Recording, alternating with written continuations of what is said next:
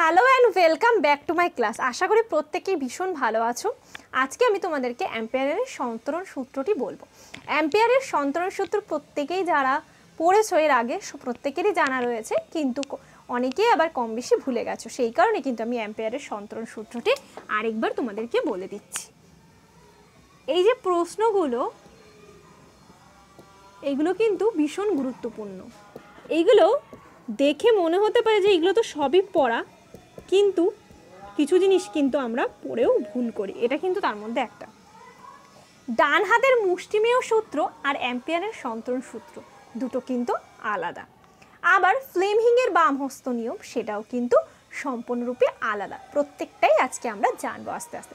তাহলে সবার প্রথমে বলি, অ্যাম্পিয়ারের সন্তরণ সূত্রে বলা হয়েছে যে কোনো ব্যক্তি বা লোক যদি চৌম্বক ক্ষেত্রের দিক নির্ণয় করে, তাহলে আবিষ্ট চৌম্বক ক্ষেত্রের দিক নির্ণয়ের জন্য আমরা এই অ্যাম্পিয়ারের সন্তরণের বদ্ধপথ সূত্রটাকে প্রয়োগ করতে পারি। কিভাবে? কোনো লোক বা ব্যক্তি যদি সাঁতার কাটে, সেই লোক বা ব্যক্তির সাঁতার কাটার সময় বাম হাত যেদিকে থাকবে সেদিকে চুম্বক মেরুর উত্তর অংশ নির্দেশ করবে। এটাই হলো অ্যাম্পিয়ারের সন্তরণ সূত্র। অর্থাৎ কি? কোনো তড়িৎবাহী তারের অভিমুখে। এটা আমি এখানে ছোট্ট করে একটু নোট করে দিই, তাহলে তোমাদের মনে থাকবে। কোনো লিখেও নিতে পারো তোমরা যারা লিখতে চাও। কোনো তড়িৎবাহী তারের অভিমুখে যদি কোনো লোক বা ব্যক্তি যদি সাঁতার কাটে ওই লোক বা ব্যক্তি দ্বারা সৃষ্ট বাম হাত চৌম্বক ক্ষেত্রের উত্তর মেরুকে প্রদর্শন করবে। চৌম্বক ক্ষেত্রের উত্তর মেরুকে প্রদর্শন করবে। এটা হলো অ্যাম্পিয়ারের সন্তরণ সূত্র। এখান থেকে আমি পুরোটা লিখে মেন পয়েন্টটাকে কিন্তু হাইলাইট করে দিলাম, ঠিক আছে? আর এখানে বাদবাকি অংশটা হবে। তাহলে বারবার বলছি, ভালো করে বুঝবে, জায়গাগুলো ভীষণভাবে গুরুত্বপূর্ণ। তাহলে অ্যাম্পিয়ারের সন্তরণ সূত্র কি?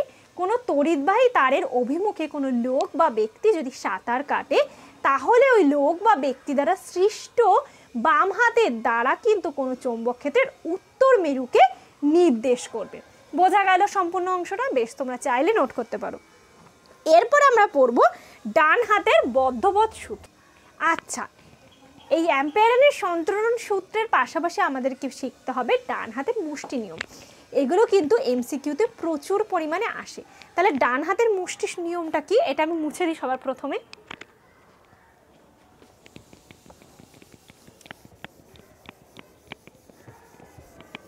যেদিনই ওয়েদারটা এরকম মেঘলা মেঘলা থাকে সেদিনই বোর্ডগুলো মুছতে খুবই সমস্যা হয়।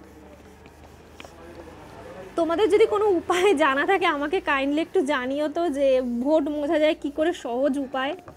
মানে এতটা প্রেশার ক্রিয়েট করতে হয় এখানে যে লিখবো কি হাতই ব্যথা হয়ে যায় বোর্ড মুছতে মুছতে। কারো জানা থাকলে অবশ্যই আমাকে কমেন্ট করে জানিও একটু, ঠিক আছে? এরপরে আমরা পড়বো ডান হাতের মুষ্টি নিয়ম। ডান হাতের মুষ্টি নিয়ম, এই নিয়মগুলো সব জানতে হবে, কারণ এখান থেকে প্রচুর এমসিকিউ আসবে। আর ম্যাগনেটিজম চ্যাপ্টারটা কিন্তু ভীষণ গুরুত্বপূর্ণ। তাহলে ডান হাতের মুষ্টি নিয়ম কি?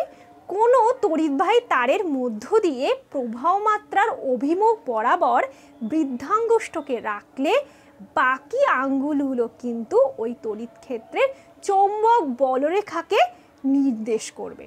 তাহলে কি বললাম? কোনো তড়িৎবাহী তারের মধ্য দিয়ে প্রবাহিত প্রবাহ মাত্রার অভিমুখ বরাবর যদি বৃদ্ধাঙ্গুষ্ঠকে রাখা হয়, তাহলে ওই প্রবাহ মাত্রার অভিমুখের বৃদ্ধাঙ্গুষ্ঠর বাকি আঙ্গুলগুলো কিন্তু চৌম্বক বলরেখাগুলিকে নির্দেশ করবে। এই গেল ডান হাতের মুষ্টি নিয়ম। এরপরে আমি তোমাদেরকে পড়াবো বায়ো-সাভার্টের সূত্র। এটাও কিন্তু একটা অন্যতম গুরুত্বপূর্ণ সূত্র। আচ্ছা, এরপরে যে সূত্রটা আমি তোমাদেরকে পড়াবো সেটা কিন্তু ভীষণ ভীষণ গুরুত্বপূর্ণ। এটা পুরোটাই তোমরা কিন্তু নোট করবে, খুব সুন্দর করে আমি লিখিয়ে দেব। যারা নোট করতে ইচ্ছুক অবশ্যই নোট করে নিতে পারো। বায়ো শাপার্ডের সূত্র। প্রোনাউন্সিয়েশনটা এক একটা জায়গায় এক এক রকম দেওয়া আছে, বায়ো শাপার্ড আছে, কোনো জায়গায় বায়ো শাপার্ড আছে। এবার সেই অনুযায়ী তোমরা বুঝে নেবে, মূল বিষয়টি মনোযোগ সহকারে শোনো। তাহলে কোনো তড়িৎবাহী তারের দৈর্ঘ্য এল, আমি শর্টে পুরোটা বলে দিচ্ছি আর শর্টে লিখে দিচ্ছি, তোমরা অবশ্যই কাইন্ডলি খাতায় এগুলো নোট করবে, না হলে পরে যখন আমরা রিভিশন ক্লাস করব অনেকেই বলবে যে ম্যাম এগুলো তো আমাদের হয়নি, কিন্তু অবভিয়াসলি এগুলো কিন্তু আমি করিয়ে নেওয়ার পরই কিন্তু রিভিশন ক্লাস স্টার্ট করব। আর এবার থেকে ব্যাক টু ব্যাক ক্লাস আসবে, তোমাদের নিশ্চিন্তে থাকতে পারো। কোনো তড়িৎবাহী তারের দৈর্ঘ্য এল এর মধ্য দিয়ে আই প্রবাহ মাত্রা প্রবাহিত হলে থিটা কোণে অবস্থিত আর দূরত্বে কোনো চৌম্বক ক্ষেত্রের মান কি হবে? 4 পাই। দেখো এখানে চৌম্বক ক্ষেত্রের মানকে কিন্তু আমরা আরও অন্যভাবে প্রকাশ করতে পারি, সেটা কিন্তু চুম্বক ক্ষেত্রের মান দ্বারা কিন্তু আমাদের প্রকাশ করতে হবে। সুতরাং পুরো লেখাটা যদি আমি লিখে দিই তোমাদের মনে হয় বেশি সুবিধা হবে, এতটা শর্ট করে লিখলে অনেকে বুঝতে পারবে না। কোনো, তোমাদের জন্যই কিন্তু আমি এত সুন্দর করে লিখছি, অবশ্যই নোট করো। কোনো চৌম্বক ক্ষেত্রের দৈর্ঘ্য এল এর মধ্য দিয়ে প্রবাহিত তড়িৎ প্রবাহ মাত্রা গেলে থিটা কোণে অবস্থিত আর দূরত্বে চৌম্বক ক্ষেত্রের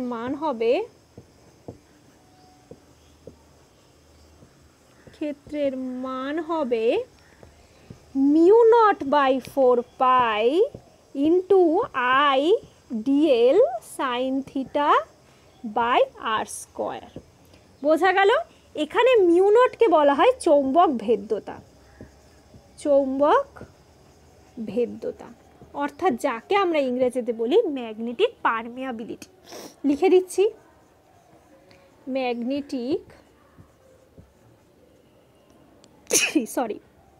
পারমিয়াবিলিটি, যার মান রয়েছে 4 pi into 10⁻⁻7 henry per metre.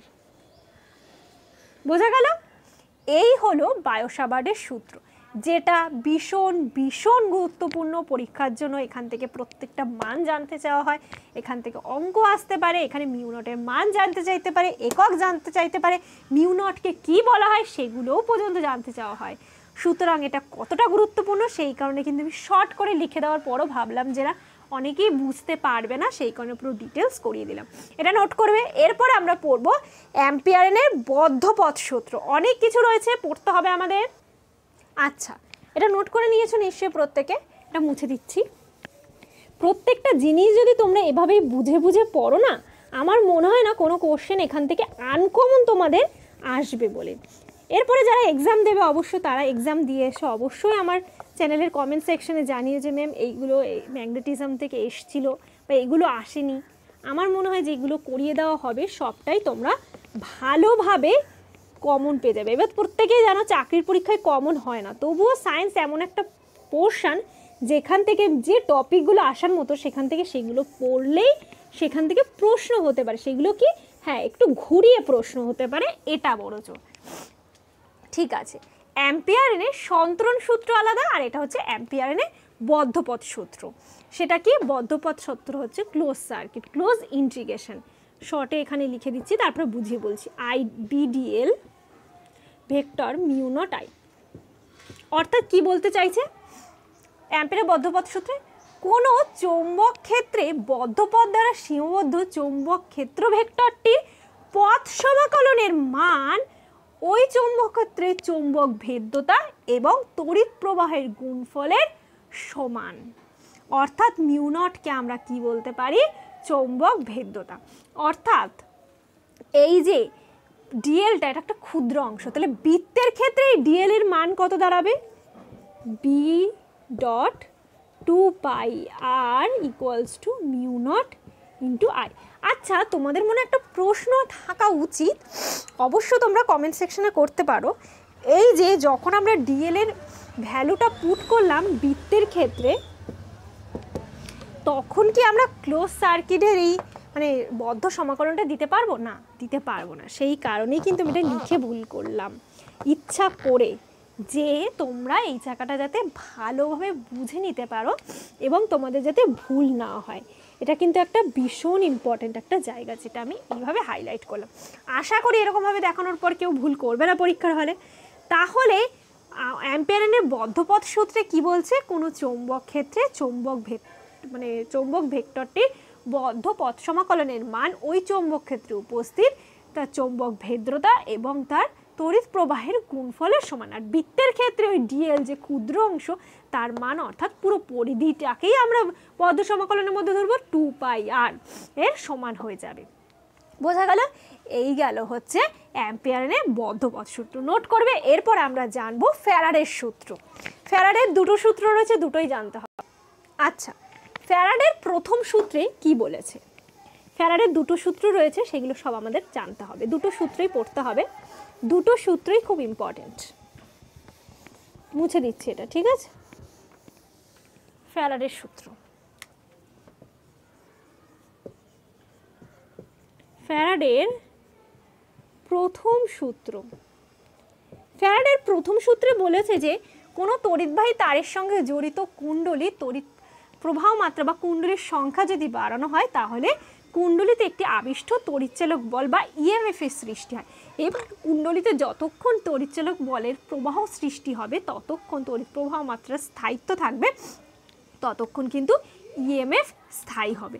অর্থাৎ এই যে চৌম্বক ক্ষেত্রটির মধ্যে কিন্তু একটা আবিষ্ট তড়িৎচালক বলের সৃষ্টি হবে। এই ইএমএফটা যতক্ষণ স্থায়ী হবে, কতক্ষণ বলো তো? যতক্ষণ এই আবিষ্ট তড়িৎচালক বলের মান স্থায়ী হবে এবং কুণ্ডলীর সংখ্যা অনবরত বাড়ানো, প্রবাহ মাত্রার সংখ্যা তুলনামূলকভাবে বাড়ানো হবে।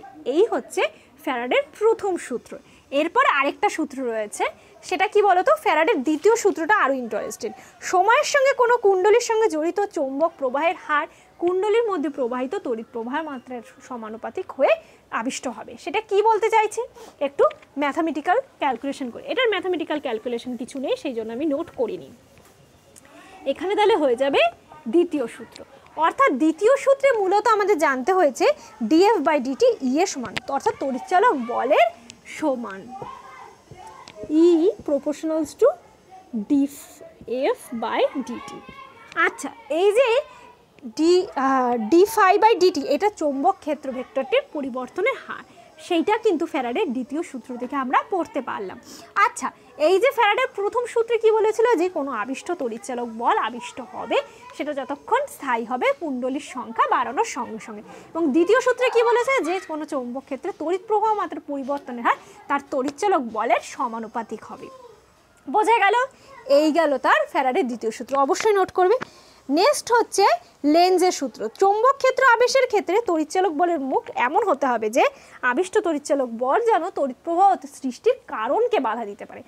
অর্থাৎ যে সবসময় সৃষ্টিই হবে সেটা কিন্তু নয়, আবিষ্ট তড়িৎচালক বলের মান এমনও হতে হবে যেখানে তড়িৎচালক বলের মানকে কিন্তু কখনো কখনো কম হতে হবে। এইভাবে কিন্তু আবিষ্ট তড়িৎচালক বলের মান থেকে কিন্তু আমরা তার সম্পূর্ণ তড়িৎবাহী তারের ক্ষেত্র অংশ নির্বাচন করতে পারি।